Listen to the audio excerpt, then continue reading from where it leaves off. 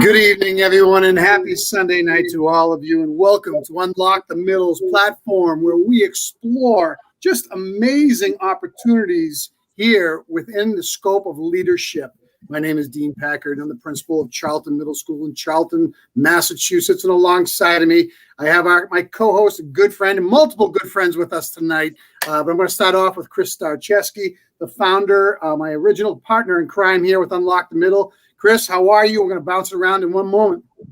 Man, I'm psyched to be here tonight, Dean. How are you, my friend? I can't complain. I tell you what, and we're going to be talking about something tonight that I think is germane to all of us, and that's the interview, the process, how we develop our rock star educational teams. And we've got ourselves a panel of experts from around the country tonight as we're digging in from Florida to Texas to Tennessee to New Jersey and back to Massachusetts again, as we start to look about how we define and really formulate our educational selections, and more importantly, the process by which we get there. So, AJ, we've got Frederick, we've got Josh, we got Joe in the house. How are you guys? Great to see all of you.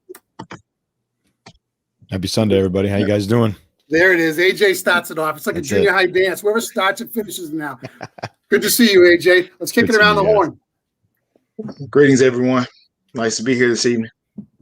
Great to have you, Frederick. Greetings from Garland, USA in Texas. Josh Stolat here, proud principal of Memorial Pathway Academy. Love it. How you doing, guys? Joe PC, Eagles Landing, down here in Palm Beach, Florida, where it is not 39 degrees. 39 degrees it is here in the Northeast. Neck of the woods. Thanks for rubbing it in a little bit there, Joe. We appreciate it. Hey, guys, so you know what? Today's topic is really kind of cool because it's the time of year right now where we're all starting to look at applications for positions that will be opening up. We've submitted our budgets. We are ready to rock and roll. And now it's time to really kind of dig in and talk a little bit about how we go about selecting the individuals that we select, because I know we all have our own little secret recipe to make this work. So, I'm excited to hear, because more importantly, the people that I've had the opportunity to really hire are just rock star people. They make me better as a leader, but more importantly, they make the people around them better. And it's our job as leaders to find those golden nuggets and to plant them, water them, support them, and move it forward. So I'm going to kick it off first. I'm going to kick it over to Chris. And Chris, let's just talk about the hiring process and what it might look like from your eyes. And then we'll bounce it around the table. And we'll start with the what and why. Hey, you know what? When we're sitting around talking about the hiring process, for me, it's much more about extending the family and making ourselves better as a team and as a learning community. It's very easy to find cookie cutter individuals who are able to go out there and teach the math or teach the history. But it takes somebody special to be able to elevate the climate and the culture to the next level, to really be able to push colleagues a little bit further, to push us as leaders a little bit further, allow us to take risks and kind of shift our mindsets a little bit. Finding somebody who's, I guess, a little bit threatening to the ego is really an important aspect of the what and the why behind the hire. I'm sure that we'll get into a little bit more in terms of, how we go about identifying that individual and how we go about addressing the needs of our learning community to make ourselves better.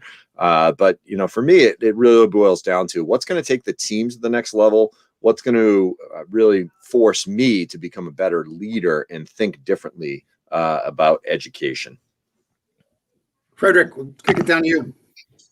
I think with me, when we start to talk about, how we are going to find those individuals or who is going to come in, as you said, the family portion of it, I start to lean back on asking the question of what's a person's why. We look at that work by Simon Sinek, and we talk about, why are you doing this work? Why are you here? What gets you up every day? If you are a person that's already in education, or if you're a person that's just coming to education, why are you coming to this work? Where do you see yourself going with this work? What's your, if you are a veteran teacher, what's your greatest thrill in teaching? I look for all of those traits when I'm interviewing someone, or when my team is interviewing someone.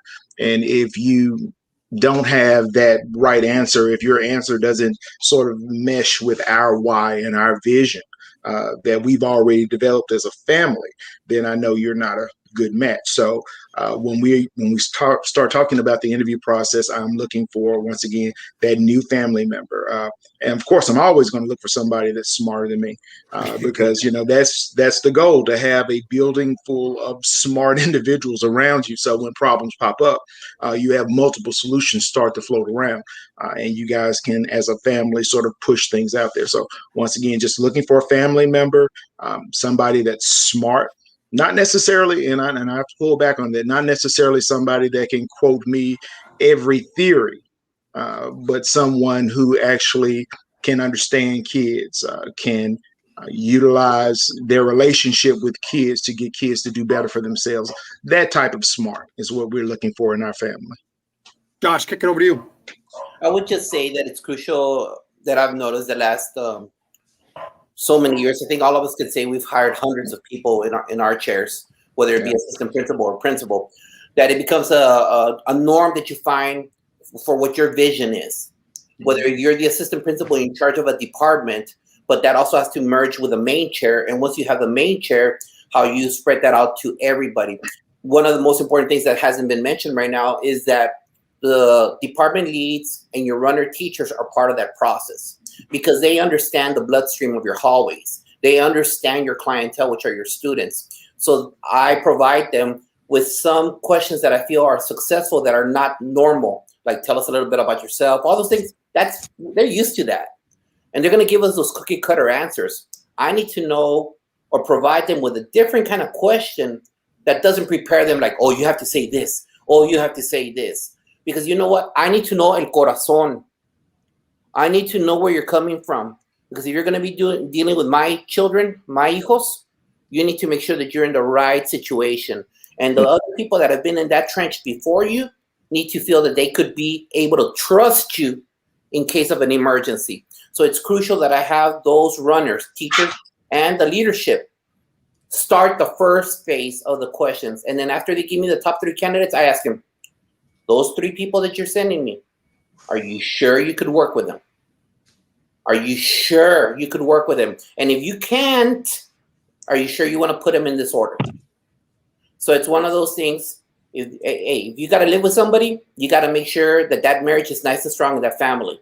So one of the things that hasn't been mentioned is make sure that the questions that I provide them based on what the vision of my chair is implemented by the team members. And those team members can live with their top 3 choices that are sent to my chair for the second round.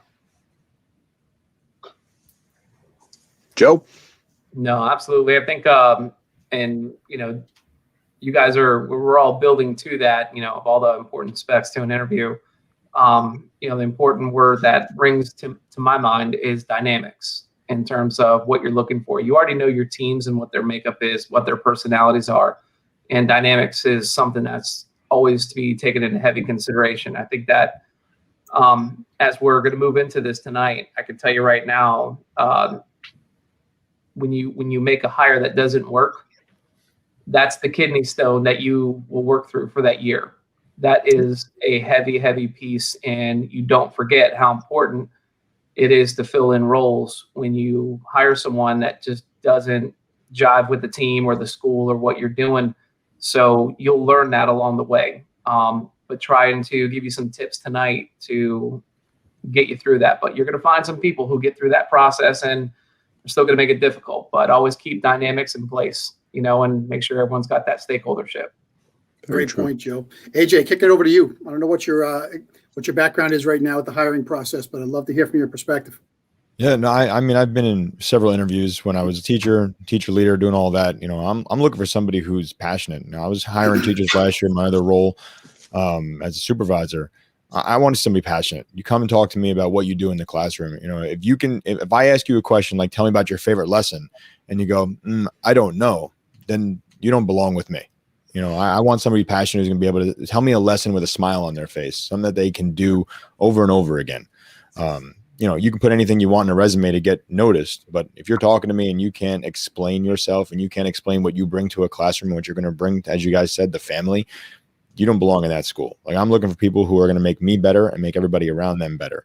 You know, and if you're going to sit there and just say, I don't know, I did a lesson once that was basic, then thanks for coming in, you know, but that's my thing.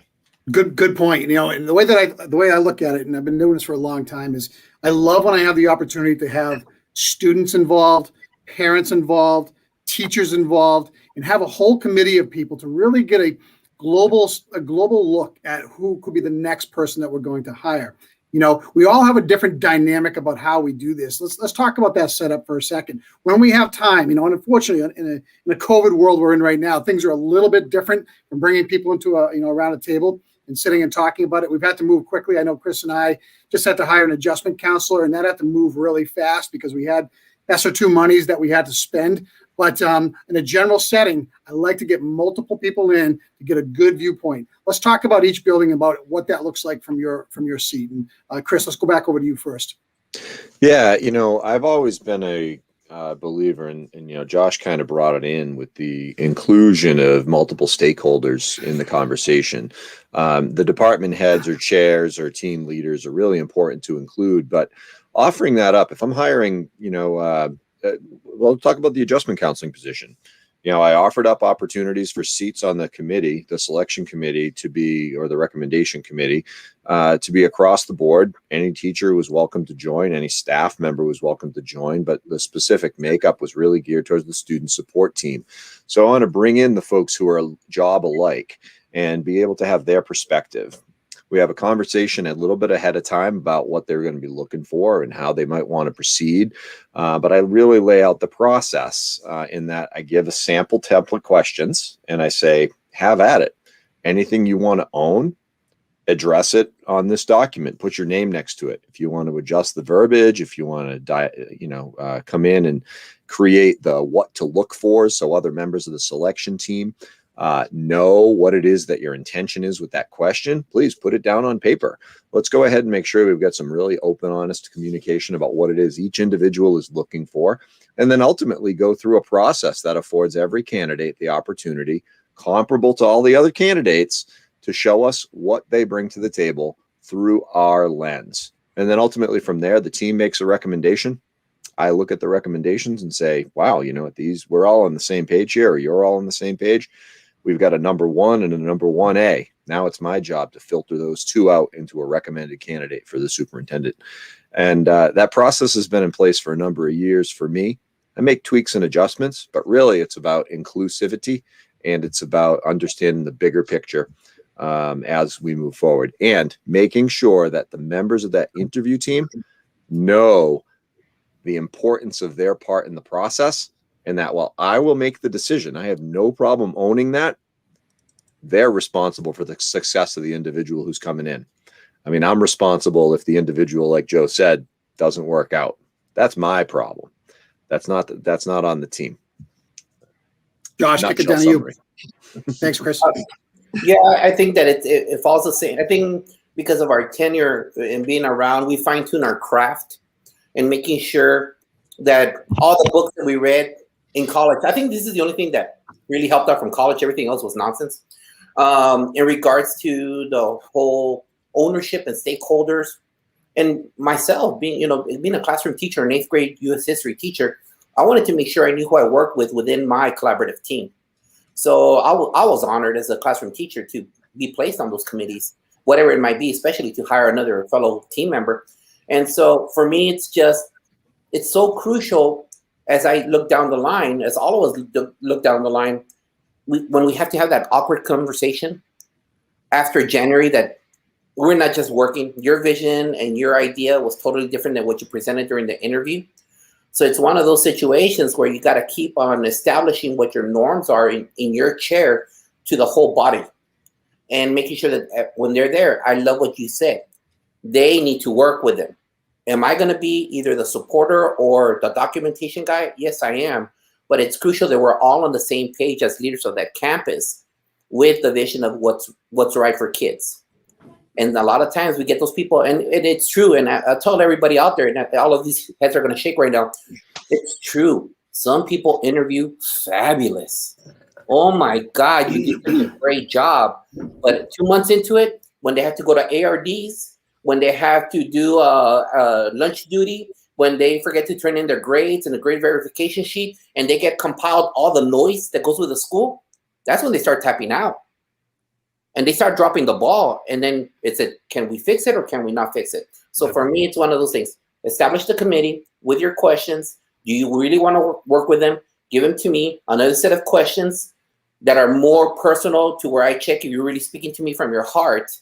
And we all have those kind of questions where we find out, and then we present it. And it's an ongoing process. And yes, even in today's environment, and I'm guilty of it. I'm the first one to say I'm guilty of it. We forget the novice teachers. We do forget to check in on them the more that we should, because they are too ashamed of asking us questions. And that's where I feel that our chair's really lacking. And we know that that's an issue, but we forget to do it, not because we want to ignore them, but just that we get caught up with all the other noise and we expect everyone else to pitch in. But they're like, hey, who else is going to help them? So I'm just saying it really takes a whole family, una familia juntos, para ayudarnos todos, to help us all together. I love it. Frederick. Oh, and we're on the same boat, I guess, in my building. We do have a team that comes together. My department lead is always a part of that team. If we can get the entire department for that particular interview, that's always a good feel for us. We always are going to have the set questions, have the rubric that we're going to go by to, score each teacher. Then we're going to have a collaboration, and then the final numbers, as you say, they always come to me and I make a decision. The questions that we come up with, we talk about these questions and how these questions are going to really bring out the true character of the teacher. So definitely no cookie cutter questions like, go ahead and tell me what you would do with this in this situation. So I love posing those crazy situations that may pop up, because teaching is sometimes not the biggest part. Sometimes it's just being able to get in the room and be heard with our scholars. So if you are a person that you know all of the content, you can tell me just like that, that's great. But what are you going to do when you have 25 kids, 25 seventh graders in that classroom with you, and they're looking at you, and then all of a sudden the mood changes and they go for it? How do you control that classroom and still teach? So I'm always going to push the person that we're interviewing to be able to tell me how they're going to handle those situations, especially if it's not a new teacher. Now, if it's a new teacher, I'm a little bit, less aggressive with it.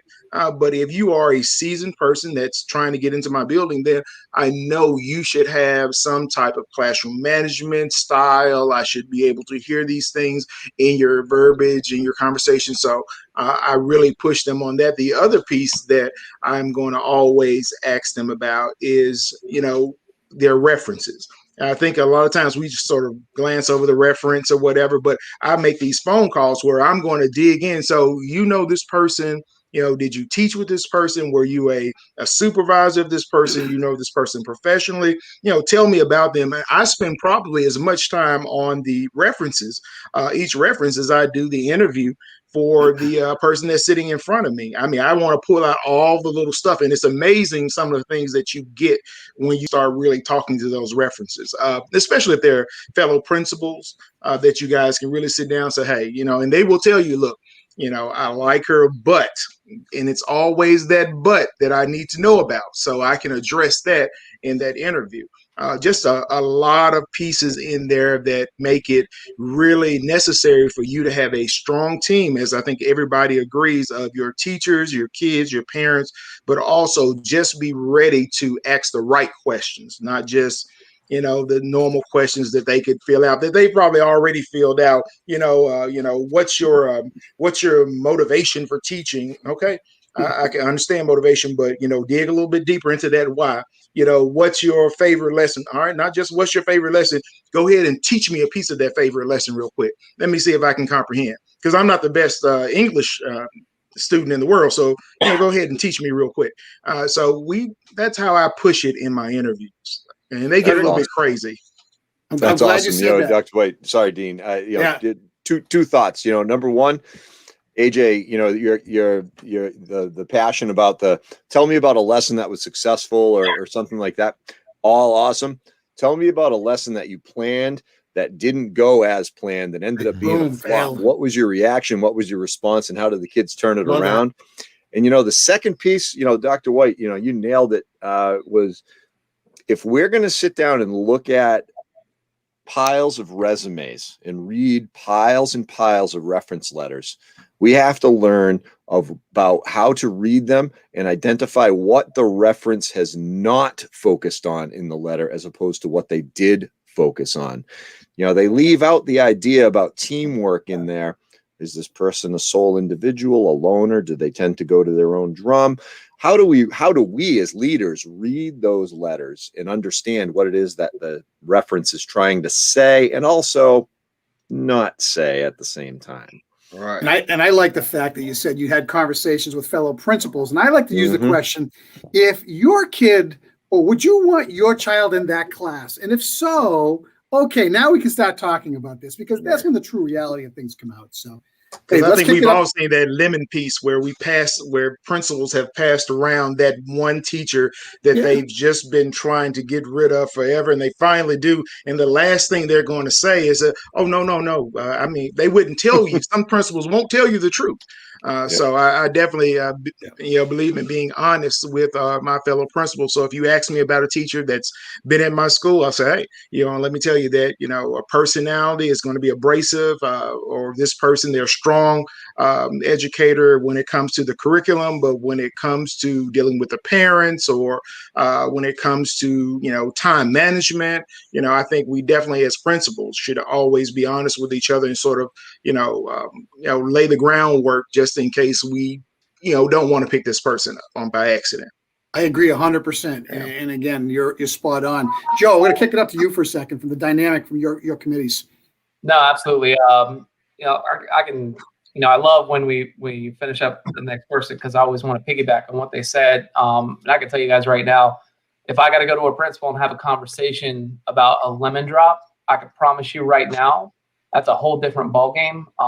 We built up a pretty good communication system in our district. It's a huge district where we don't play that game. I can tell you right now, the lemon drop happens more at the higher level above our pay grade. And so principals are all we have. We're that in the biz kind of situation where we're not going to put each other in that situation because we care. We'd rather hold on to that person and have another person, school, take that on. Other piece too, guys, when we talk about the resume, listen, man, when I pull up to McDonald's or Burger King, I'm coming to get burgers. You better own what's on that resume and you better hold it down. So I'm going to double check just to make sure you're going to hold that information down, because a lot of people like to boost up some resumes, get through the door. I get that too, but own what's on the menu. And I can tell you guys, just all the things that have come into conversation, the most important thing to me is understand what that person's going to do when that door closes, because that's going to be the bulk of the time with no one there, and they're going to be with those kids. So one of the questions that I throw out there, and I do have situations where, in the interview, I don't feel like it's happening. I'll send everyone out, have a one-on-one with the applicant, or I'll take them for a walk to loosen them up, because I really need to find out who's there before I make a decision. But one of the most important questions that has always led me in a good way was to find out when a teacher had a group of kids that just was really struggling, one class that they just could not get over the hump. And she brought the kids, or he brought the kids, and they had a good conversation about what they could do together to get those kids a little bit more motivated. The idea was a little outside the box, but the teacher believed in it. And that teacher came to the principal to run it by me to see what I thought and how it was going to go.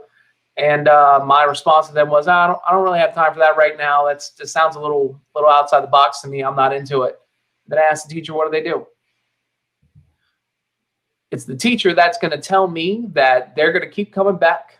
They're going to keep knocking on my door, and they're not going to let it go. That's the teacher that I know is going to advocate for those kids when the time comes down to it. That's the answer I want to hear. Now, some people will say, well, I'm just going to do it anyway. And I'm like, yeah, we'll talk about that. But for the teacher that says, I'll keep coming until you let me do it, because I know it's what's best for the kids. And to me, that's the answer I need. This is just one of those pieces I use. AJ. Yeah. So many good things here. And I think I'm going to go to something I like the most. I was in an interview way back, and it was an interview with students, and it was just students, the principal and students. I think that was the best interview for me. Like I got to the point where I can meet the students, because if you can get a teacher, if you can get them to meet with students or do a demo lesson, that's where you're going to find out who they are. Talk about the resume, own your resume, do all that stuff. Sit there and you can have a conversation in an interview. Have the teachers come in, have the team come in, the grade level partnership, whatever it is. If they can't work with the students, then they can't be in a school. And we're just going to keep going with that. I want my students to be able to interview and grill this teacher and kind of figure out who they could be in their classroom. Are the students going to enjoy their ideas? Are they going to enjoy, having them as somebody they see every single day for 180 plus days? If you're not meshing with my students, then again, that you don't belong. And I think that's really what's the most important. And for the young teachers who are coming up, if it's their first time in front of a classroom, we'll see it, but at least it's something that we know that they can actually work with somebody and we can help them grow, because that's our job, right? As the leader, we're there to help the teachers get better. So if we get a young teacher who can show a little glimpse of awesomeness, then we work with that and we bring them forward, versus somebody who's experienced and just doing whatever they do for the motions. Yep. I worry a little bit about the young teacher, the millennials that are coming in right now. And I don't say it for any other reason except for the fact that I've interviewed so many people. And I think so many people misread their opportunity. And what I mean by that is you've got one shot to make that first impression when you're coming in to make that first connection with a panel. And we tell people a week ahead of time, at least prior to their interview. And one of the things I really pride myself on, not the least of which is I'm a really good judge of the it factor. I love the it factor. You brighten up a room when you come in. I'll tell you what, I know you're going to be successful in front of kids because we can teach you content. You've got to have that energy, that passion, that pizzazz. But I worry sometimes because I see a lot of young kids coming in right now and they don't have that piece to get on the radar. And I get so saddened having conversations afterwards like, you blew the opportunity to sell yourself. You've got 45 minutes. Come in with something that I'm going to say, man, I need to discover this person more. Let's talk about that from your lens a little bit. Let's kick it up to Joe first. What does that mean to you? What is the big piece that your eyes open wide up for you when you see that candidate? When you say the it factor, I mean, one of the pieces that's a major part of our evaluations and teacher evaluations each year is one piece called with itness. And the with itness is almost that thing to me that it's like, you can't even teach someone. It's just understanding the room and understanding what you need to do and where you need to be. Understanding that standing in the middle means you don't have the whole view of the class. You're standing right in the middle. You might have all their attention, but you don't have what's going on behind you. There's so many pieces. And when I'm looking at the interviews and I'm hearing people talk, there are things when I'm telling you, I've watched people just sit there and have a lull interview, but I knew also some of the things about their resume and their past experiences, which we haven't talked about yet, that I knew. I'm like, there's no way you would have made it in that industry for 2 or 3 years without having this and this. And, I take them and have those conversations. And so, and I love what you guys are talking about, AJ. Let me tell you something, man, find their strengths and build upon it. If you know that's the investment, you do it. But with itness is one of those things that you can feel. It's a feel thing. They own the room. They own who they are. They're confident about who they are. I think we talked about at the beginning of the whole conversation was you wanted that person to have a little bit of that edge to them, that it factor. Like, I've got this. Let's go, because they're going to need it, especially in middle school. But I usually know at that point in time. Let's see where we can go with this. AJ, kick it over to you. Yeah, in my interview experience, I'm looking for people who are going to be able to actually have a conversation, not just sit there and talk about content, that you can sit there and you can talk and you can feel comfortable. Unfortunately, the most interviews I've had in the last year have been over Zoom. And if I'm not engaged with somebody this way, then I'm lost. I want to see, like, even if you're on Zoom, like, dress the part. Rudy Kafali is always saying dress the part. I couldn't stand having people come in with their collar open and I can see like put a tie on, look like you're actually in the school. I'm sitting here, I got my tie on, even if I'm here with this background, I want the teacher to really represent who they're going to be. So that's their dress, that's how they talk, that's all the things that show me who you are. Because again, I want to know that I'm going to be able to talk to you every single day. I'm going to be able to interact with you, that this conversation can continue in a building and not just because you want this job and that it's going to change your life. I want to make sure you can continue this as you go forward and we're comfortable. That's where it's going to start, right then and there. Frederick. I like what AJ and Joe both said, that witness piece, but also just making sure that they come in prepared for this. One of the things that I love to hear when I interview someone is someone who's done their own research on the school, done their own research on our stats. When you walk in the door with me and you say, yeah, I know you guys are, this level of poverty. I know you guys, your scores on your report card, your state report card was this. I know you guys are struggling in this area. I think I can benefit you here. And just come in with that excitement, almost like you've been on way too much caffeine. That's that person that I look forward to interviewing, somebody that can come in and be exciting in the interview, be knowledgeable about what they're getting into. Because I think so many individuals come in and they still have the stars in their eyes from whatever college course they may have taken and think, oh, I'm gonna touch this child and it's going to be a lifetime story, or it's going to be something that's going to be movie worthy. And it's not that. I have to tell them all the time, walking through these doors, it's not what you see on television. It's not always going to roll like that. So I want to talk to you about those days where it's not picture perfect, and I want you to be able to express to me that energy that you're going to bring to my kids, that energy that's going to make my kids want to learn. I think the greatest thing that a teacher can ever tell me is that her best moments is when she sees that light come on in a kid's eyes when they understand something for the first time. And because I still get a thrill from that when I go into a classroom and teach kids. So I want to see that in kids. That's what's going to hype me up. And that's what's going to get you to that next round of interviews or that next level. If you come in, and you're just dry, I know this is how you're going to be with my kids. As I look at your references and I look at your resume and I see that you've hopped around, then you come in here with me and you're this dry, I know my kids will not be excited. I know my kids will not enjoy a lesson coming from you. So I just want to make sure that you are that person. Bring that energy. So it's a combination of what Joe and AJ have said. Just, pull it all together and give me that exciting professional. We don't have a problem with energy with Josh, man. Here he comes right now. Josh, take it home. Finish this one. Hey, just like Jimmy Casa says, don't be a lid to conversations. I'm going to be a lid, because when you're surrounded by great leaders like you guys, you took the whole thunder. Know the school, dress apart, and have the it. That's that simple thing right there, because you know what? Ultimately, bottom line, the second you walk in there, and our conversation is middle school, all right? And you know that these guys, first period, boom, second period, boom, third period, they're all over and if you're not ready with that it factor to perform for them, if you're not ready there to say, oh my God, look at the light, because Generation Z, this Generation Z, there's something else. My kids, my personal kids are Generation Z. Our teachers, our team members are millennials. Some of us are Xers. Oh my God, are we a motley crew? Let me tell you. And to get them all together, you require those three things right there. So for me, not much more to enhance this conversation, but let me just piggyback on something that was said earlier, just real quick. I am still amazed going into 29 years in this profession. I'm an old guy, 29.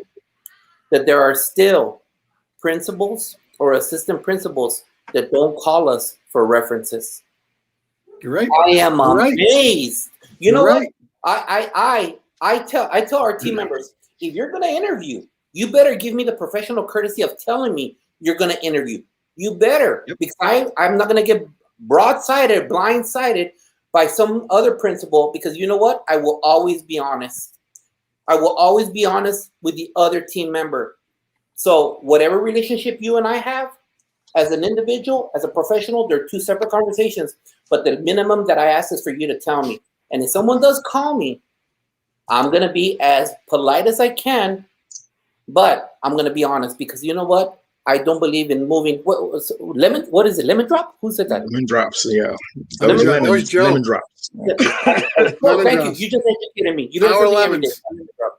And so for Our me, lemons. God, out there, whoever is watching us, 100 of you, 1,000 of you, if you're an administrator and you sit in the chair, call the other school. Call the other school. And for the most part, a lot of us, for the most part, there's some shady administrators, reality, that will lie to us. Oh, they're the best things since sliced bread. Oh my God, please don't take them. Oh, my kids are going to suffer if you take them. Liar. Call us. Be legit, because you know what? Karma, she's amazing. Make sure you let us know. The old adage that a leopard never changes its spots really plays true here.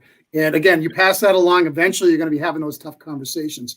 Going back to what I said a moment ago, I'm a huge old school guy. I love a handwritten thank you note. I love a one-page entry plan, just the things that you would do. To me, it just shows that you've done your due diligence, that you're polished up. You have certain skill sets that might be missing. I don't mean it's a deal breaker. But I just love to see that dotting of the I and crossing of the T's in a professional manner. I say it just gives you extra gusto as far as I'm concerned.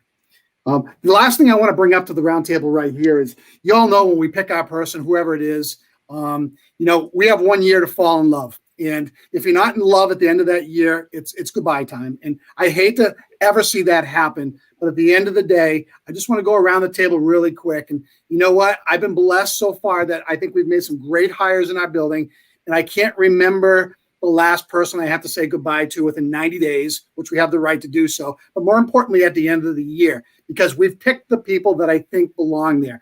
If you trust the process and you put effort and time into the process, generally the outcomes take care of themselves, just like we talk about in the classroom when we deliver instruction. So let's go around the table and just words of advice, what you would say. And have you ever had to work through a situation where you just said, it wasn't there, and this is how we're going to part ways? All right, Take it to Chris. John, go ahead, Josh. Recently, my previous campus, we understand, and it was at high school, we understand that it's hard to find chemistry teachers. You understand it's hard to find highly qualified at that level. So we'll leave it at that. The whole thing was that we couldn't find a position for like over a year. So we had long-term subs in there. Imagine the chaos. Parents would call me and say, I'm upset at you. I go, I'm upset at me too. But I can't hire. There's nobody in the pool. And that's what parents don't understand. My child's GPA is going down because of that substitute. I understand. And so it's one of those things. But there's a difference between a substitute and once we hired the person. And so when we found one candidate, it's about having those ongoing conversations, because it's a load on them too.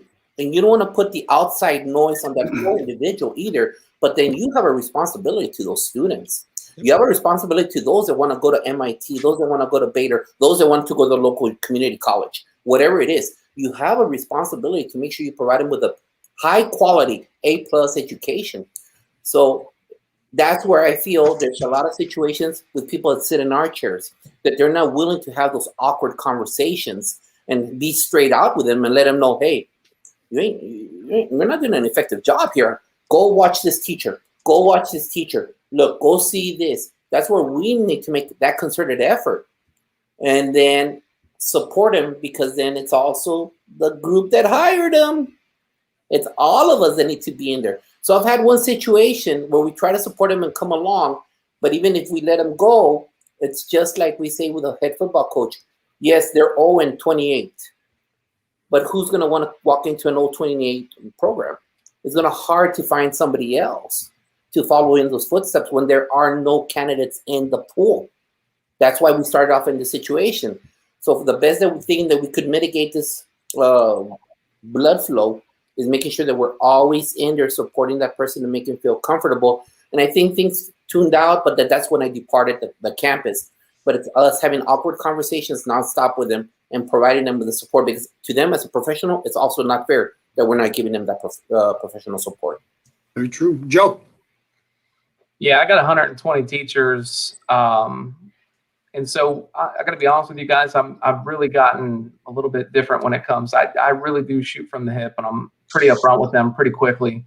And I think, in all honesty, it's only fair to them as well to let them know they're just, they're not cutting it. And you got to be real specific. You got to be very specific with really what you're talking about, and really coach them up, be there for them, and put that time in. But you also need to document those things, and you need to be very, very specific in terms of what the corrective strategies were, what you did, what you worked with them on. And I say the same thing to my assistant principals as we're going through it, and they're telling me the whole story. And I'm like, well, let me see the portfolio. Let me see what you've been working with them on and what's not going. And, and then when the conversation says, well, I haven't really had like a sit down, and I go, what?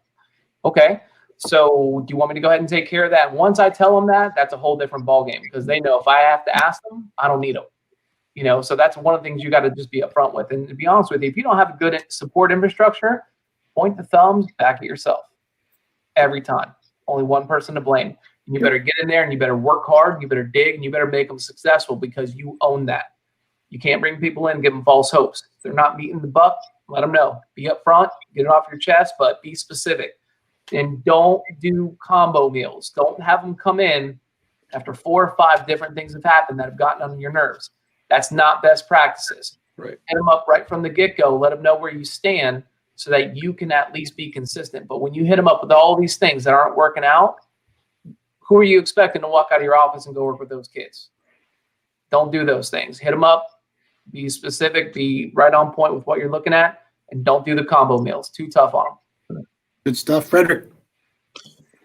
I think when we talk about the people that we're bringing in, and it goes back to that support piece, we have to make sure that when we bring teachers into our school, we're providing them with that training that they need. We're not going to always find the perfect candidates. We're going to find those candidates that have potential, and that we believe that we can grow, and that we believe down the road we'll be that perfect teacher. When they come into us, they may not have all of that we need them to have, but we can see that glimpse of that potential.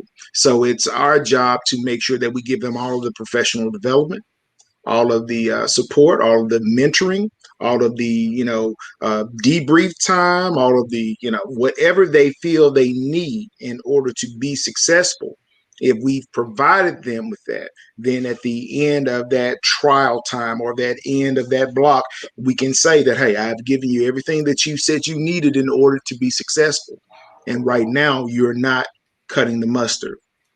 So laying that down now, and I love what you said, shooting from the hip.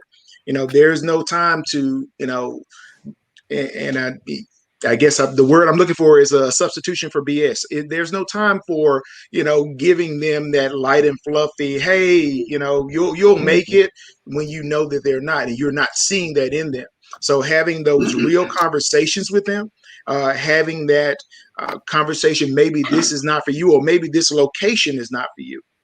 And then allowing them that opportunity to move on. I always tell my people, if you're not happy here, I will help you be happy somewhere else. So, providing them with that opportunity and that training and all of that support that we know that they need in order to be great teachers in our book. Good stuff, AJ. Yeah, so I'm gonna go advice for the people that are interviewing for the teacher. Like, first and foremost, look the part, be prepared, and ask questions. I can't stand when it's somebody sitting at the end of the table. Do you have any questions? No, I think I'm good. Come with questions, because then I know that when you are in my school, if you get this job, you're going to keep asking me questions. And I think if you get the job, keep doing that, because we're talking about coaching up people. We're helping people grow. Ask the questions. If you're in an observation and we meet post observation, I tell you to do this and I document it. Make sure you ask why, and make sure you then do it. Because I can't tell you, we had to get rid of a teacher last year, my old position, because the teacher did not do anything that we said in the observations. We continued to press on the things we thought they would get better in. They didn't do one thing. So don't just sit there and say, I'll do it. Get better. Answer your own questions. Work together. Be a team player. And I think, if you can't adjust, again, then figure out something else to do. Simply put, right Really? there. You know, one of the things we started at our school this year was it's called Top Draft Picks. Anybody under 3 years status, we come together in a forum and we just talk. There's no complaining. There's just building together and making that camaraderie, which is really cool. So it's really worked well for me, and I would do that for anybody that I hired moving forward because it's non-evaluative and it's a safe zone to be able to release and gain perspective from others. The other thing that I really would recommend you do is really sell your school. Josh, you're the king of that, man. I want to work in your school because of what I see come out on social media all the time, man. It just, you sell your place. And if you do that, you're going to have stacks of applicants waiting to get in. And from there, it's our job to do our due diligence and call them out. Chris, kicking over to you. Hey, you know, I don't know how else I could put anything more on the plate. You know, amazing advice around. I think for this idea, if I'm a candidate interviewing to get into a school, whether I have multiple options or not, I have to let them understand that I am the right fit for them and they're the right fit for me. Because, you know, if you are out there in an area in the country that has, you know, teacher shortages available and applicable, you're a sought after commodity as an educator. However, just because the paycheck might be a little bit more in some, you know, affluent district, it doesn't mean the grass is going to be greener on that side for you. You've got to go someplace that's going to feed your soul and you're going to feed the machine and keep that moving and be a value add. We always talk about our kids as having competitive advantage over others. We want to be the best program. We want to be the best district. We want them to have multiple keys on their key ring. Well, I want my teachers to have those keys as well. And, you know, if it's not working out, Dr. White, you nailed it. I will help you find a place that you can be more successful at because I believed in you. I took faith that I thought you were the right fit. But listen, if you can be better someplace else, I'm going to help you get there.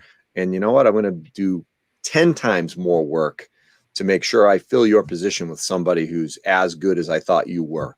And you know, the bottom line to the candidates out there, just be yourself, be true to you, identify your values. They have to be a match to your school. And, you know, Joe says it all the time about the leadership chair and the principalship. It starts with the thumbs, point them back here. As a candidate, if things work out for you, you're the reason. If things don't work out for you, you're the reason. You own it and you move on and you become stronger, you become better and influence those around you in that same direction. And That's about all I got, man. I really want to just add one little piece to what you said. I did that for a teacher who was in my building who I realized was not a fit. And I told them, we had that honest conversation. I said, these middle school is not you. You know, you're not going to survive this. You're going to be burnt out. And they applied for an elementary, and they are the best elementary teacher that I've ever seen. I mean, they're one of the best elementary teachers out there. And that's if we have those honest conversations with people. And it's not hurtful. It's just honest. You know, this is not for you. You know, you may need to go up to high school. You may need to go down to elementary, but the middle school child is very unique.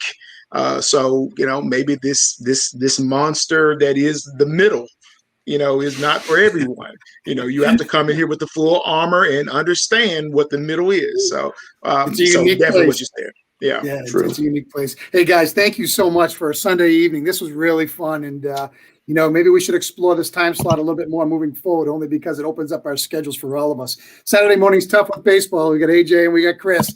We know where their heart lies right now. It's with their family first, as it should be. So we totally get it. On behalf of everybody on the screen here tonight, we want to say thank you. Chris and I are on vacation this week, so we do not have somebody coming in at 7 o'clock, but we will have a super replay ready to go off at 7 o'clock. I won't tell you who.